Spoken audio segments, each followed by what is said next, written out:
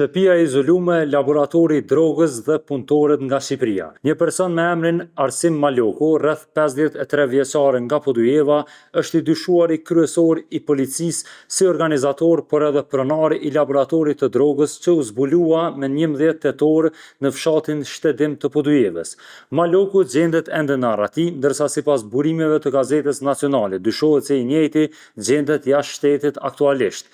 Policia ka kryer bastisje edhe në shtëpinë e tij, ku janë zbuluar edhe 2 pasaporta të Arsim Malokut në emrin e tij, njëra e Republikës së Kosovës dhe tjetra e Serbisë. Me 11 tetor, policia ka kryer një aksion në një shtëpi në Shtedim të Podujevës, ku është zbuluar një laborator për përpunimin e lëndës narkotike të llojit marijuan. Brenda shtëpisë nuk janë gjetur shenja të kultivimit të marijuanës, por aty brenda është kryer përpunimi i saj, pra procesi i tharjes, pastrimit dhe paketimit. Policia gjatë aksionit brenda shtëpisë ka gjetur dhe arrestuar 7 persona në total, 5 femra dhe 2 meshkuj të zgjedhur me shtetësi të Republikës së Shqipërisë. Gjatë aksionit janë gjetur dhe sekuestruar prova si pajisje për tharjen e marijuanës, pajisje për filtrim të ajrit dhe gjithashtu edhe pajisje për paketim të substancës me presion të ajrit. Në vendin e ngjarjes ka ndalur njësia e reagimit të shpejtë të policisë, antidroga, prokurori i rastit dhe forenzika rajonale që e ka përfunduar procesin e matjes së sasisë së narkotikëve që janë gjetur brenda shtëpisë, e cila ka rezultuar në total me peshë për 78.9 kg. Përpunimi i marijuanës zakonisht shkon në këta hapa, pra jam duke folur në përgjithësi dhe jo me detaje,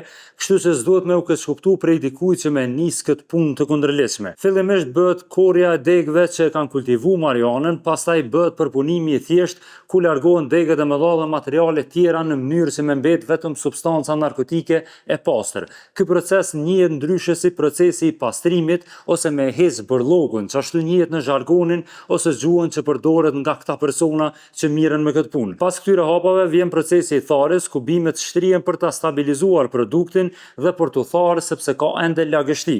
Pas kësaj merret fryti, pra merret marijuana nga degët e thara, ose që njihen ndryshe këta hedat, pra heket marijuana prej degëve edhe përfundojnë në paketime që në rastin e këtij aksioni janë paketuar mjaft mirë, në paketime që ju heqet ajri, pra ju ka hek ajri me pajisje specifike me vakuum, ose që thojnë ndryshe që përdoret në zhargon, po është në gjuhën serbe, që përdoret në zhargon në rrugës, pra me prezovat një paketim, mja hek ajrin. Aksioni 11 tetorit të policisë ka rezultuar mjaft i suksesshëm, jo vetëm për arrestimin e këtyre 7 personave që janë gjetur brenda shtëpisë, por edhe për shkatërimin e një laboratori që duket se ka qenë mjaft i sofistikuar për kushte shtëpiake. Sipas burimeve tona, shtëpia e të dyshuarit ka qëndruar gjatë gjithë kohës me dritare të mbyllura dhe totalisht e izoluar nga ambienti i jashtëm. Pra askush nuk ka pasur mundësi me pas ndaj pamje se çka po ndodh brenda shtëpisë.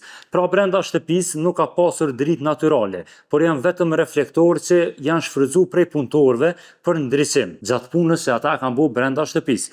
Gjithashtu, brenda shtëpisë janë gjetur pajisje për filtrimin e ajrit, duke marrë parasysh edhe izolimin e shtëpisë nga jashtë, pra ka qenë pamundur që të nuhatet erë substancave narkotike të cilat po përpunoheshin brenda shtëpisë. Si përfundim, rasti është ende në hetim nga organet e drejtësisë. Arsim Maloku është ende në kërkim, pra i njëjti po dyshohet që është jashtë vendit, ndërsa nacionali do ta përcjellë çdo zhvillim rreth këtij rasti për t'ju njoftuar rreth të rejave se çka po ndodh me këtë ngjarje.